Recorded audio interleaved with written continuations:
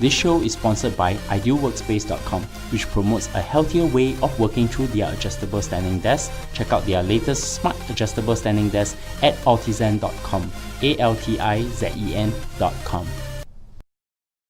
Welcome to Analyze Asia, the podcast dedicated to dissect the pulse of business, technology, and media in Asia. In this episode, I speak to Marcus Tan, co-founder and president of Carousell. We discuss the vision, mission, and business of the mobile marketplace funded by Rakuten Ventures and Sequoia Capital, and the lessons learned in scaling from a startup in Singapore to a regional company in Asia. Hi, Marcus. Hi, Bernard. How are you doing? I'm great. It's been good to catch you during the Singapore Computer Society lunch, where your company has just won one of the best tech workplace to work in Singapore, right? Yes, great meeting you again. Guess who I'm talking to? Today I'm actually sitting during lunchtime in the Carousell HQ. I'm talking to Marcus Tan, co-founder and president of Carousell. So it's a very interesting startup. It's a mobile marketplace, and we'll talk about that as we go. But I want to start off by getting to know you better, Marcus. How did you start your career? Yeah, I started in 5 years now doing Carousell. So I did a short stint at Oracle as a consultant just after graduation from the National University of Singapore. Didn't really enjoy what I was doing. Positive impact on the world was something not exciting, and something that I've been in touch with my current co-founder, Siu Wei. So we have been classmates since Ngee Ann Polytechnic days. We went to NUS together, and also I introduced him to the NUS Overseas College Program. That was where we fell in love with tech. We spent a year in the Silicon Valley, Bay Area. We met like-minded founders back then, entrepreneurs, and seeing how they use technology to solve problems at scale. So when we came back, we were like looking for problems to solve while I was actually still at Oracle, but nothing really caught up until we were, hey, why wasn't like buying and selling simpler, right? I used to use forums and online classified sites to sell my camera gear. So I'm a avid photographer. I love to take photos. I used to trade lenses on those forums, especially second-hand lenses, because the price trading or buying and selling is always fixed in the second-hand market. And it was just a painful process to sell those camera gear. So let me just quickly walk you through. To sell something, you need to take your camera, you need to take a photo of it, you need to take out the SD card, upload it on a web hosting site, embed the link on some web hosting platform, and then embed the link onto the forums. And the worst part of it wasn't the best experience browsing forum content on a mobile phone. So like, why in like there something simple? So that was the early hypothesis. Why wasn't there like a mobile interface UX experience where people can just snap, list, sell, and list their item for sale? And buying is as simple as sending a text message. So that was the early days of how like came out the idea. And 5 years in, we're still working on it. I'm very excited to actually expand to more markets and so forth. Before we get to Carousell, I wanted to know, in your career journey so far, I mean, you started off with Oracle and then you go and run your own startup. What are the interesting career lessons that you can share with my audience? Yeah, so when I was at Oracle, I worked a lot on the consulting and sales side. So working with systems integrator and partners to deliver solutions. One of the things that I wanted to do was like having deep impact, right, to consumers. Something that I experienced it while working in the Silicon Valley as an internship part of the exchange program. And that's something that I was trying to look for, something impactful and meaningful. And nothing came about until like me, Sirei, connected to it, and he connected to our other co-founder, Lucas, which was his roommate in the same program they're in. So we just came together, and that was how we got started. It was a great learning point to be in the workforce I was doing the Oracle consulting for about close to 8 months. It was a good experience figuring out like what I really enjoyed doing and what I wanted to do and what I wanted to focus on. And that was more like towards consumer tech rather than enterprise tech in Oracle. But all the roots all came about in the year in the Silicon Valley. That's pretty interesting. So do you find that the time you spent in Silicon Valley was actually fruitful because you get to interact with the networks there and also with the people and the way how they interact with startups, etc.? Absolutely. I would say it was life-changing. Prior to that, being in the business school in National University of Singapore, the typical business school student would be like thinking about, hey, how do you optimize your curriculum? Going to maybe a management consulting path or finance path or FMCG marketing path, right? So people are just like year one line up internships, to optimize for that, right? They go investment banking, they take a stint in some FMCG, PNG, and then after that they move off of that. That changed when after spending a year in the Valley, where you take classes at Stanford. One of my guest lecturers was Reid Hoffman, who is the partner at Greylock right now, and he started LinkedIn. Having him as a guest lecturer actually also was eye-opening, right? Where people share passionately about how technology, how networks can actually improve people's lives. That's one anecdote I took away from. Also, in the company that I interned at, there were also other college students from Ivy League schools, and that really exposed to thinking hey, these people are no different from us, right? They're just there because they're passionate about learning things, using technology to solve problems. And when we came back to Singapore, it was kind of a responsibility to do something, right? To start, why isn't there this ecosystem also in Singapore? So it's something that we me, Siri, Lucas, and I just something that we are also passionate about. How can we foster this ecosystem? So now we come to the main topic, your company Carousell. So to give a quick introduction, how I understood it, and please correct me if I'm wrong. So Carousell is a mobile and online consumer marketplace for buying and selling of new and second-hand goods. It's headquartered in Singapore, founded by Craig Surrey, Lucas Noy, and yourself. You are currently the president of Carousell.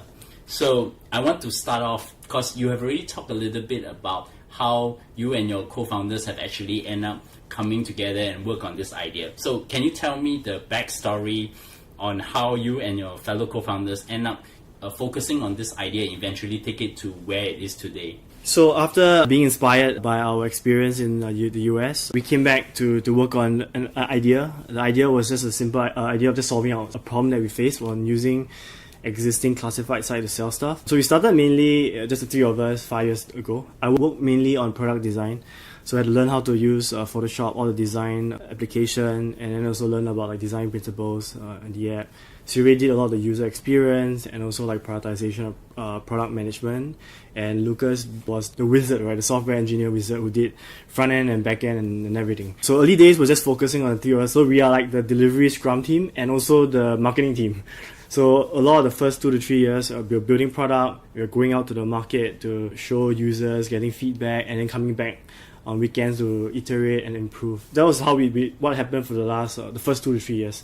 And after we starting to scale and becoming number one, we looked at the problem we were solving, which was how do we make selling simple, safer. We realized this is not just a Singapore problem, it's something that Singapore users need. It's something the world actually needs. And when we look at it, why can't 7.5 billion people, why can't everyone be a seller? And that's our mission, to inspire the whole world to start selling. And since then, we have raised 3 rounds. Recently, Series B round, led by Rakuten Ventures. And we're on par to, right now, we're over 19 cities across 7 markets. And it's something that continuing to do. And also what big focus is also on our verticalization and monetization. Just to elaborate, because you talk about your vision is to make everybody a seller. Can you elaborate a little bit more on that vision and also the mission in how you're going to bring it forward to that 7.5 billion population out there? Sure. 5 years ago, when we were selling things on traditional forums or classified sites, it was built for experts, right? People like us who know how to use the internet, people who know how to use the computer. We take it for granted, right? We thought all of us like us. But the reality is there are people out there that do not know how to use a computer or may not know how to use a forum or classified sites.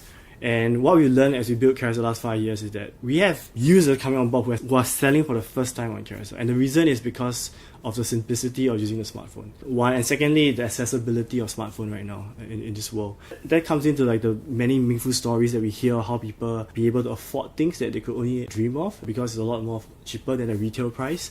People who managed to declutter their rooms, get rid of stuff that was underused or maybe they outgrew it, prolonging the life of those products so that when they pass it on to someone else. On a side note, to create a more sustainable world, right?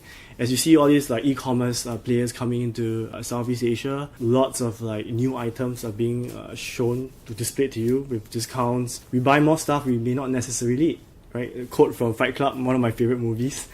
We buy stuff we may not necessarily need. So you want to build a platform where people can easily snap this sell, which is what our whole value proposition is around of. Within seconds, you can sell something. And we believe that this lifestyle is something that the whole world needs, and everyone should be able to participate in this. And we can because of the ecosystem right now.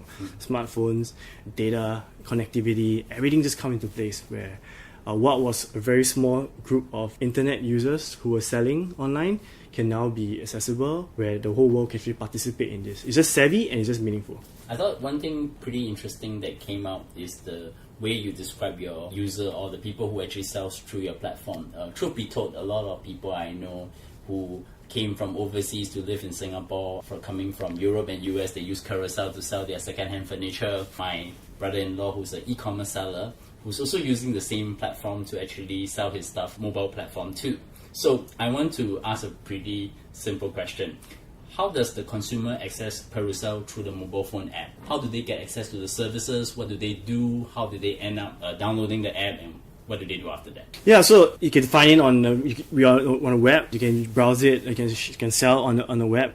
You can also find us on the App Store, which is something becoming more like a native experience where people buy a phone, straight away they search, right? They search for a platform to sell stuff, and they find Carousell. They download the app. It's a very fast sign up process, verification, and up you're running. And selling is as simple as taking a photo. So if you know how to take a selfie or take a photo of a landscape, you basically know how to sell something on Carousell. And then buying something is as simple as sending a text message. So we built in a chat system where it's fast and where people can actually find out information about what the item is all about, and then they can deal. We recommend people meet up so that they can actually check the item before they transact. And this is where communities are built over time as well. What we learned from our experience is that people end up building communities, groups around them. They become friends. Some even become like partners, business partners and stuff like that. So it's very meaningful. And it's because of the simple process that we have, right? Our design philosophy is selling as simple as taking a photo and buying as simple as messaging. So if you know how to use Line, WeChat or SMS, you basically know how to browse and buy a shop on Carousell. It's interesting when you're giving me a tour in the office and you name your rooms after the sales that were done by some of your sellers, which is actually pretty interesting. I want to zoom in a little bit more. How does buyers and sellers use Carousell as a marketplace? And what are the interesting services that Carousell have placed to better help the sellers? Because you talk about like giving them the security, giving them the comfort to do it. Sure. So for myself, when I was a frequent a forum user on ClubSnap, which is the photography platform that I used a lot frequently to buy and sell my camera gear, it was a platform where you had to figure out how to actually deal sometimes, and also the browsing experience wasn't great. You don't know who you're actually dealing with. So Carousell, when we designed the Carousell experience, we made it simple for people to leave reviews so that they can share their stories of the amazing experience they have with this seller and exchange that. Likewise for a buyer as well, able to see other listings, other posts easily when they signed up, having this private chat where they go through and they make an offer and they accept it and they deal after that. So we made it very seamless process where we take the native, very familiar experience of chatting onto the Carousell and buying, compared to the forum experience where you had to sometimes you need to bump out the post, you need to find it. It's very search intensive, whilst Carousell is very photo centric, very visual centric kind of experience in finding something that makes sense for you. So that was the main difference. We also have, for safety wise, we also invest in a lot of machine learning kind of capabilities. So we partner with a third party company that looks at how we can detect bad actors before it happens, so that people, before they even know about or have a unpleasant situation, the user is really out of the platform before it happens. So we do a lot of preemptive, proactive steps to reduce or to make curate the sellers as exactly well at the same time. So correct. to deal with fraud, for example. Exactly, yes. One interesting thing that comes to mind, are there verticals that have worked for sellers in Carousell? For example, I know my brother-in-law uses Torchlights. He sells Torchlights through his e-commerce site and his physical store. He also uses Carousell as a form of a channel to sell. Do you see interesting verticals on that? Yeah, so when we first started, we were targeting people like ourselves because we know that as a student, we were always looking for bargains, and whenever the new semester starts, you're always looking for a cheap furniture, aircon for you moving the dorms. So we were targeting that group we would use for ourselves when we were students. As we win that segment, they tell their parents come on board, and that's when the demographics started to shift. And that's also where a lot of high value items started to be on Carousell. So what was predominantly fashion, female fashion, moved into a higher value verticals like gadgets, torchlights, so forth. And that's where the liquidity of all these categories started to increase. And a seller of that particular category have more likelihood to sell their things. And as we grow, as we're 5 years in right now, what we have seen, we observe is that people starting to sell their cars, and they are searching for cars on Carousell, they are searching for property, they are searching for jobs and services. And that's where like we are looking into how we can deepen the experience for the buyer or the one that wants to consume that, and also deepen the experience for the seller, the the provider of those verticals. So these are things that as a company we are thinking very deeply how we can enrich those experiences, and that's where it ties into our revenue or monetization as well, because they're all those verticals I talked about, they're all partners that are looking for opportunities to actually provide and sell their services. How do you monetize your platform currently? Yeah. So we made it simple for people to increase their visibility of products. So that's where anyone in the platform, any seller, can pay to bump it. Very easy process where you just press the bump button, can pay the fee, and it's increase the visibility of the item so they can sell faster. So what maybe takes a week or two could take days with that bump. So it helps people sell faster. We're also working with partners in the verticals, like for example car dealers, agents, where we provide them value-added services where they can actually sell faster in the car verticals and categories. So if I want to sell my car, I could just go to Carousell and take a picture of my car and sell it. Exactly. Okay, that's interesting. So another way we are monetizing is also media, where we have great placement and inventories for brand partners or value-added services for our community. So if you see it on the app, we have seen banks, we have seen various partners on board. So this is another platform that we partner various brands and help create value for our users and for them. So it's almost very similar to, say, sponsored posts in Instagram or even in some of these social media type offers. Exactly. So we have a very creative partnerships and a team that looks at not just inventory and media space, but we look at the campaign mechanics. How can you drive engagement to the brand, to our clients? So that's something that's a big piece of our monetization strategy as well, creating value for partners. So far we have been talking everything Singapore-centric, but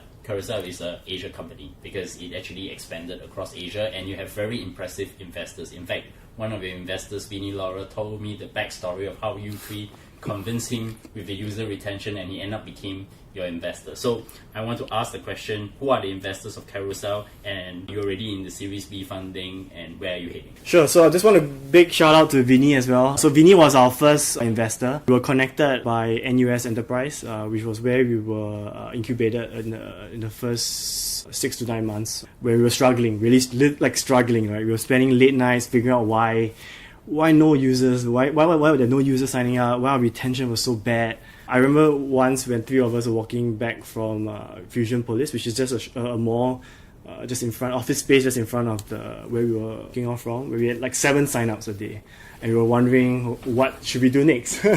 And there was a period of time where we were connected to Vinny from Golden Gate, and we sat down with him every 2 to 3 weeks to go through our roadmap, share with our marketing ideas of how we can, our strategy, and how we can really change this, change the fate of the company. And what we really enjoyed working with Vinny was he was absolutely a great product guy. So he would give us ideas on how to fix retention, right? We had so many ideas that we had done, but he provided clarity on which are the few things you do first. So he looked at our funnel, he looked at our retention, he looked at numbers, and the first thing he picked up was you need to fix retention. You had people coming in, but it was like a leaking bucket. Every time you pour in water, the water was flowing out of the bucket. So he looked at a few ways. So we shared some ideas as well. So he shared look, this is the most important thing you should work on for retention. And it was actually a very simple thing. It was just automating and sending welcome emails. It's a simple thing that we knew that this was a thing that would work, but we didn't prioritize that. We put a lot of things before that. And he said, do this first. Try this. He just said try it first, and that's what we did. And he was so hands-on that he even looked at the copy, meaning what was written in the email before it was sent out. And he also shared his wife does a lot of email, and they're possibly the best growth hackers I know in town. Yeah, in Singapore. They also give me advice for my copy to my guests as well. Yeah, he was like, use this word. and you know, Vinny is great at parties and stuff like that, organizing this kind of community stuff and events. And that was Carousell as well, right? We believe to further this mission, it has to be a group of like-minded people who believe that selling second-hand pre-love is important. And so that's what we did. We sat down with him, we worked with him week to week, month to month, and he actually saw us growing. He saw a lot of the ideas we were trying, executing well, becoming eventful and fruitful. So that was when, at one point, we were starting to grow week on week, and that's why I think probably he shared with you about those exciting numbers where you're like, hey, you guys are ever looking to raise or you need more resources, let me know. Yeah. So he is an investor, but I know there are other investors. I think 500. Yes. Rakuten Ventures, Kylie, Sequoia, yep. the most well-known Sequoia Capital. Yep. In Southeast Asia is also your investor. Are there any other investors that we should know also? Rakuten, yeah. Yeah. So maybe I can share. So that was where Vinny connected us to that star-studded names that you just shared, right? Darius as well. That's right. He's also the angel investor to your company. and as well. Danny Uy. What is the footprint of Carousel across Asia? After Singapore, Malaysia is our second biggest, fastest growing market in our portfolios. We are in 5 other markets, so total 7. So the other markets, Indonesia, followed by Taiwan, Hong Kong, Philippines, and Australia. So these are the 7 markets, and across 19 major cities. I want to ask this question. Scaling a company is not easy, and there are very few stories in Asia talking about scaling. So you're probably one of those who managed to do it. What are the kind of challenges you face as your company expand into different markets? I think for all Singapore companies, the first day you need to tell yourself, I need to get out of this 5 million population market. So what are the challenges that you encounter so far? So I always share that I think Singapore is it's a good place and also not a good place to start. You just shared 5 million, but what helped us was early on was we razor focus on Singapore, and that allowed us to grow rapidly and also build out the product that could serve these 5 million people. And that gave us the kind of also the resources that helped us to expand further, right? By winning one market, that unlocked also the resources to invest and to grow in the 7 markets that I just talked about. So one of the biggest challenges, I think that I can sum up 3 things, which is scaling a company, is that firstly, hiring talent is tough, right? It's literally a talent war out there right now. There are companies in Singapore, Asia, looking for talent. There are multinational companies coming in. You have like tech giants coming in as well. And Google, Facebook, Amazon now. But I still feel it's a net positive still. I mean, if we talk about moving the world forward, I think it's positive where like students, in fact, everyone right now, they were thinking like, what degree should I apply, right? What should I study? And probably computer science is one of them. And I believe it's a net positive where if you have more people working in tech, it benefits the world, it benefits civilization. So I think it's a net positive, but the challenge for a Singapore-based company or Asia-based company is that you'll be fighting with all these things. And so that ties into the second point, which is how do you scale culture? How do you make sure that it's a meaningful place for people to do great work in? That's something as founders, and now, I mean, as a founders and executive team, we think about very deeply, right? The culture, how do we scale that? How do we retain people that resonate with the culture, and how do we part ways with people who don't resonate with the culture or the mission of the company? These are a few things that are very important, and the last one obviously is, I would say, marketing, generally user acquisition. How do we scale that? How do we invest and make sure that every marketing dollar is efficient? As we alluded to the start of the conversation, is that Carousel has just won one of the best tech companies in Singapore to work in. And can you talk about the values of the workplace that you're advocating, and how do you facilitate collaboration within the company itself? So we have what we call a big, heavy, audacious goal, the BHAG. I think there's a lot of literature on that by Jim Collins, if I'm not wrong. Correct. Yeah, Built to Last. It was a famous article from the Harvard Business Review. It came a book, if I'm not wrong. We have a big, heavy, audacious goal. We set ourselves a very long-term view of how the business would be, and we want to be the number 1 classified sites in the world. And then we work backwards what we need to do to achieve that. So we have goals to break it down to 5 years, 3 years, 1 year, and a quarter. So that's something that we worked out. So every quarter we have a few objectives and priorities that we want to work on, and we deliberately set aside 2 days for the leadership team to come together to make sure that we have alignment, make sure that each team has the resources to support one another, making sure that there's any roadblocks, we identify it as early as possible at a quarterly planning level. And then once aligned, we break it down to weekly, and that's where each teams would work on each other. So we have a company OKRs, we call it objective key results, and then we break it down to team level, and that's where week to week they check for roadblocks and stuff like that. Like any growing company, you also have made acquisitions. How do you integrate those teams into your existing team? I guess you have really alluded to the point that culture is very important. How do you bring them into your culture then? So for acquisition, there are probably 2 types.